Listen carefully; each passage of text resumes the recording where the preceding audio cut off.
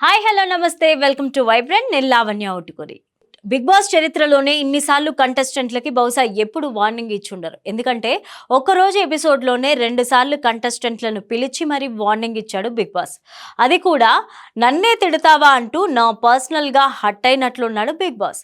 అయితే ఇక్కడ big boss కూడా మర్చిపోయిన విషయం ఏంటంటే, మరి సీజన్ 7లో శివాజీ ఇదే బిగ్ బాస్ను బండబూతులు తిట్టాడు. కానీ ఒక్కరోజు కూడా కిక్కురుమనలేదు పౌరుషాల బిగ్ బాస్. అర్ధరాత్రి 12 గంటలకి కంటెస్టెంట్ల అందరినీ కూడా లైన్లో నించోబెట్టి క్లాస్ పీకాడు బిగ్ బాస్. ఈ సీజన్లో క్లాన్ అనేది చాలా ముఖ్యమైన భాగం. ఈ క్లాన్స్ మంచి ప్రదర్శన చేసినప్పుడు చీఫ్ అయిన వాళ్ళకి కొన్ని ప్రయోజనాలు అయితే లభిస్తాయి. అలానే ఓడిపోయినప్పుడు కూడా మీరు లీడర్స్ అయినందుకు గాను కొన్ని ప్రాబ్లమ్స్ అయితే ఎదుర్కోవాల్సి ఉంటుంది. అభయ్, మీ నాయకత్వంలో మీ క్లాన్ ఓడిపోయినందున చీఫ్గా మిమ్మల్ని తొలగించాం. ఇది బిగ్ బాస్ ఇల్లు. ఇక్కడ కేవలం బిగ్ బాస్ రూల్స్ మాత్రమే చెల్లుబాటు అవుతాయి. మీరు ఆ రూల్స్కి కట్టుబడి ఉంటేనే మీరు ఇక్కడ ఉండొచ్చు. కాదు అనుకుంటే మీరు ఇంటి నుంచి వెళ్ళిపోవచ్చు. నిర్ణయం మీదే. మీలో ఎవరైనా బిగ్ బాస్ కంటే ఎక్కువ అని భావిస్తే డోర్స్ తెరుచుకుంటాయి. బిగ్ బాస్ అంటే మర్యాద లేని వాళ్ళు ఇక్కడ నుంచి వెళ్ళిపోవచ్చు.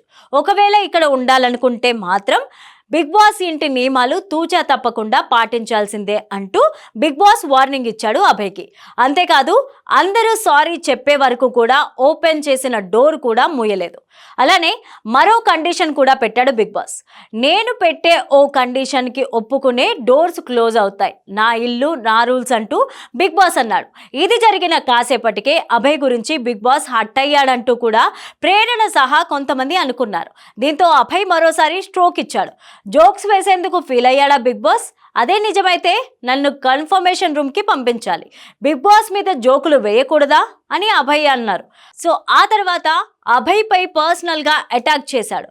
ఇది జరిగిన తరువాత ఈసారి బిగ్ బాస్కి డైరెక్ట్గా అభయ్ పేరు చెప్పి మరీ పర్సనల్ అటాక్ చేశాడు.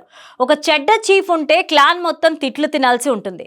బిగ్ బాస్ హౌస్లో ఇంతకు ముందెప్పుడు కూడా జరగని ఈ సిచ్యువేషన్ నిన్న జరిగింది.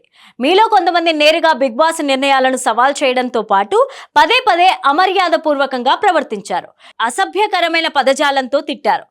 ఓడిపోయిన క్లాన్ చీఫ్ అభయ్ రాజే అలా ప్రవర్తిస్తే ప్రజల నుంచి ఏం ఆశించగలం? అతని చర్యలకి పర్యావసనం సభ్యులందరూ ఎదుర్కొనాల్సిందే. దీంతో మీ క్లాన్ నుంచి అందరూ చీఫ్ కంటెంటర్ అయ్యే ఛాన్స్ని కోల్పోతారు అంటూ బిగ్ బాస్ షాక్ ఇచ్చారు. అయితే ఇక్కడ అర్థం కాని విషయం ఏంటంటే, హౌస్లో గెలుపోటములు అనేవి సహజం. ఇప్పుడు అభయ్ టీం ఓడిపోయినంత మాత్రాన చెడ్డ చీఫ్ అనడం ఎంతవరకు కరెక్ట్ అనేది ప్రశ్న. సరే, పద్మావతి టాస్క్లో మనోడు ఆడకుండా కాళ్ళు చాపి కూర్చున్నాడు. ఓకే, ఆ తర్వాత తన టైం వచ్చినప్పుడు అన్యాయంగా దౌర్జన్యం చేసి గెలిచామంటూ తన బాధ బిగ్ బాస్ పైన గట్టిగానే చెప్పుకున్నాడు. అంత మాత్రానికే వాళ్ళ టీం మొత్తాన్ని అన్యాయం చేయగలమా?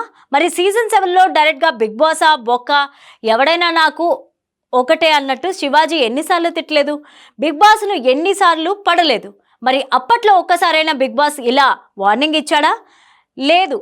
కానీ దాని వెనుక కూడా ఒక అవసరం ఉంది. ఆ సీజన్లో అప్పటికే శివాజీ హాట్ ఫేవరెట్ అయిపోయాడు.